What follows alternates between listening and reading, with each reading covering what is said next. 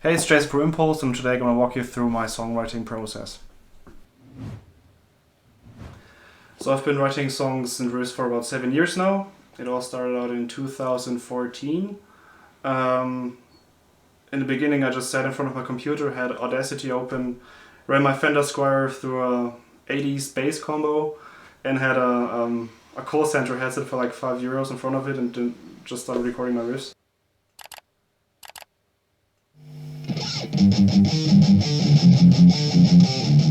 Back in the day it was just riffs and separate parts, but since this whole thing with Impulse came about in 2015, I went over to writing whole songs, so turning these riffs into a coherent experience of a whole journey from start to end.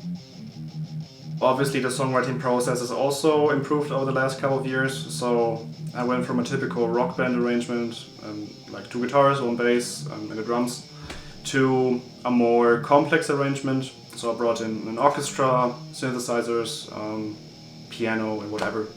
I also dove in deeper into sound design and all these kinds of things to make everything more exciting.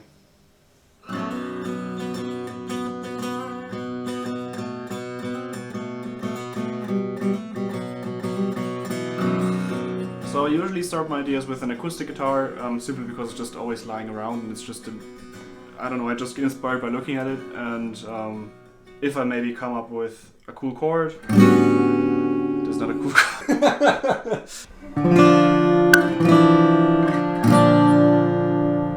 Something along those lines, and play around with some riffs and everything. It's just way easier than just, plugging in my guitar into my interface and loading all these sounds.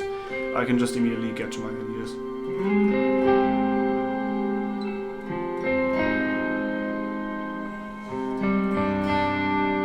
The songwriting process usually starts with a theme or a leitmotif.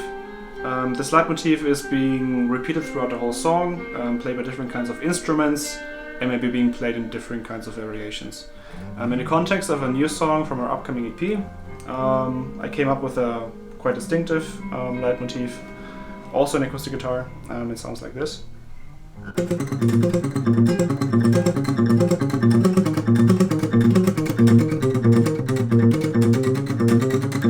And so on. This might sound a little bit boring on acoustic guitar, but if you put it into the context of an orchestra, it can sound like this.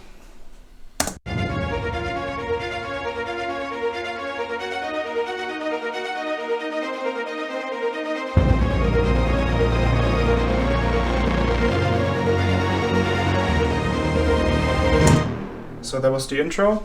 In the context of this song, this certain phrase will be played in the chorus, in the breakdowns, in transition parts, so it makes for a more cohesive experience. So it's not just random parts being thrown after each other. They all kind of stand in relation to each other, and yeah, it makes a more interesting arrangement, I would say. So after I come up with the leitmotif, I usually go about fleshing out a whole part. This might be a chorus, a riff, a breakdown. I write the drums to it, the guitars, the bass, and the backing tracks. So, for example, orchestra, piano, whatever that may be. And then I add parts after this already established section or in front of it. Usually I have a certain vision where it should go, but if I don't, I usually just write maybe 10 parts, add it there, and see if it fits.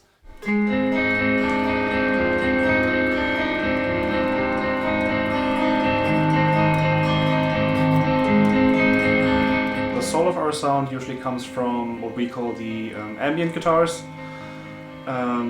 These guitars are distorted, playing a note really fast, tremolo style. Then we add a lot of reverb to it. This makes for this ethereal sound you always hear in our songs, so it's this background atmosphere. In my opinion, makes it more epic, more cinematic.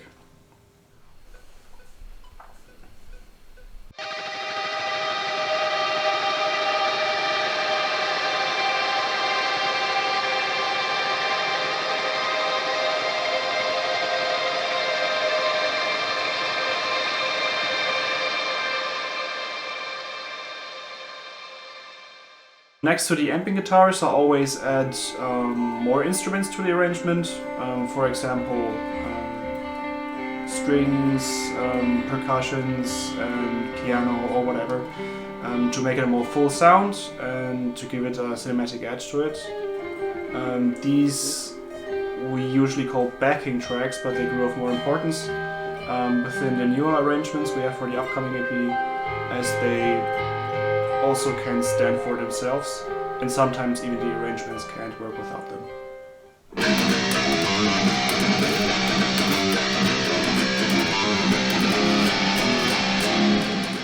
The songwriting process for this EP has been dramatically different than the one of Vice Versa.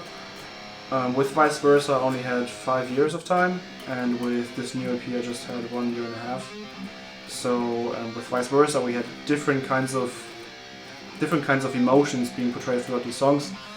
Because I usually just wrote maybe 2 songs a year and a couple of shitty ones, but with this new EP they all came out of the kind of the same period of my life, and so they share a certain emotion.